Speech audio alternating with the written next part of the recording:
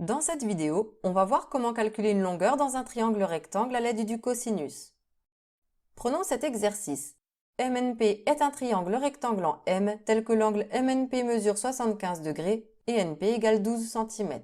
Calculer la longueur MN arrondie au millimètre près. Tout d'abord, je ne peux pas réfléchir en géométrie sans avoir de figure sous les yeux. Vu qu'on ne nous demande pas d'en faire une, je vais me contenter de faire un schéma à main levée sur lequel j'écrirai toutes les informations données par l'énoncé. MNP est un triangle rectangle en M, donc je dessine un triangle qui a l'air rectangle. Je code mon angle droit. Vu qu'il est rectangle en M, je mets le point M au niveau de l'angle droit. J'écris ensuite les noms des autres points, N et P. On me donne la mesure de l'angle MNP, c'est l'angle de sommet N. J'écris 75 degrés. Ensuite, on me dit que NP est égal à 12 cm, donc j'écris 12 cm sur NP. On cherche la longueur MN, je mets alors un point d'interrogation sur MN. Et maintenant, je vais pouvoir réfléchir. On me demande de calculer une longueur dans un triangle rectangle. Le premier réflexe à avoir quand on cherche une longueur dans un triangle rectangle, c'est le théorème de Pythagore. Peut-on l'utiliser ici? Non, car pour calculer une longueur avec ce théorème, il faut connaître les deux autres. Or, je n'en connais qu'une seule. Mais en plus, je connais un angle et la trigonométrie me permet de faire le lien entre les longueurs et les angles d'un triangle rectangle. On va alors utiliser le cosinus. Plus tard, on verra aussi le sinus et la tangente, mais pour l'instant, nous ne connaissons que le cosinus. On va pouvoir commencer à rédiger la réponse. Pour appliquer le cosinus, je dois être dans un triangle rectangle. C'est bien le cas ici, je commence donc par écrire ma première étoile pour mon on sait que. Le triangle MNP est rectangle en M. À la ligne deuxième étoile, j'écris OR et je mets ma formule du cosinus. On cherche la longueur MN, c'est le côté adjacent à l'angle MNP, donc je dois utiliser le cosinus de l'angle MNP. Je l'écris, c'est égal au côté adjacent sur l'hypoténuse. En dessous, j'applique ma formule, je recopie cos MNP égale et je prépare mon trait de fraction. Je commence par remplacer l'hypoténuse. C'est plus facile à repérer vu que c'est le côté le plus long du triangle rectangle, le côté qui est en face de l'angle droit. C'est NP, je l'écris au dénominateur.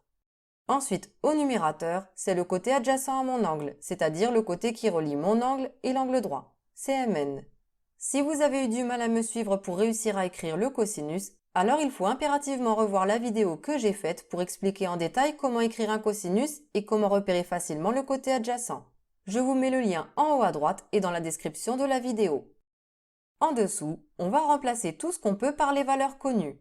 Je sais que l'angle MNP mesure 75 degrés, donc je remplace cos MNP par cos 75. Et j'écris le signe égal. Ensuite, MN, je ne le connais pas, donc je le recopie. Je mets le trait de fraction et je remplace NP par 12, puisque NP vaut 12 cm. Et c'est presque fini, on n'a plus qu'à calculer MN. J'écris ma troisième étoile, donc MN égale. Je cherche le membre manquant d'une fraction. Je sais qu'il faut donc faire un produit en croix, mais pour cela, il faut avoir deux fractions. Or, à gauche du égal, ce n'est pas une fraction. Pas de problème, je peux transformer n'importe quel nombre en fraction en écrivant sur 1, puisqu'une division par 1 ne change pas le nombre. Je vais alors pouvoir faire mon produit en croix. Mn égale 12 fois cos 75 divisé par 1. Évitez d'écrire cos 75 fois 12. Dans la multiplication, on va toujours s'arranger pour écrire le cosinus en deuxième et pas en premier. Ça permettra d'éviter des erreurs bêtes à la calculatrice. On en reparlera à la fin de la vidéo. Je vais calculer ça. Je tape sur les touches 1, 2 fois cos 7, 5. Je ferme la parenthèse que la calculatrice a ouverte avec le cosinus et je tape sur exé. Je n'ai pas écrit la division par 1 vu que ça ne change pas le résultat de toute façon. La calculatrice m'affiche un truc bizarre avec des racines carrées. Pour avoir l'écriture décimale, je vous rappelle qu'il faut appuyer sur SD et ça donne alors ça. On nous a demandé d'arrondir au millimètre près. Qu'est-ce que ça signifie? Pour le savoir, il faut se rappeler quelle est mon unité de longueur sur la figure. Ce sont des centimètres, donc le chiffre des unités qui est ici le 3 est le chiffre des centimètres. Dans mon tableau de conversion, les millimètres sont un rang à droite des centimètres, donc le chiffre des millimètres est un rang à droite du chiffre des centimètres. C'est le 1. Je coupe donc après le 1, je vérifie le chiffre de derrière, c'est 0, c'est inférieur à 5, donc mon arrondi est 3,1. Mais avant de l'écrire, je pense à mettre le symbole environ, mais surtout pas le symbole égal vu qu'on fait un arrondi. Et j'écris 3,1 cm. Et voilà, c'est terminé. Au fait, pourquoi j'ai préféré écrire 12 fois cos 75 au lieu de cos 75 fois 12? Parce que souvent, vous oubliez de fermer la parenthèse que la calculatrice a écrit avec le cosinus.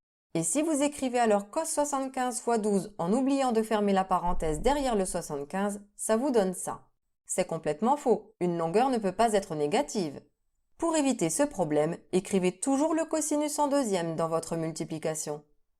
Et voilà, vous savez maintenant calculer une longueur à l'aide du cosinus. Reste à savoir calculer un angle grâce au cosinus, ce sera l'objet de la prochaine vidéo.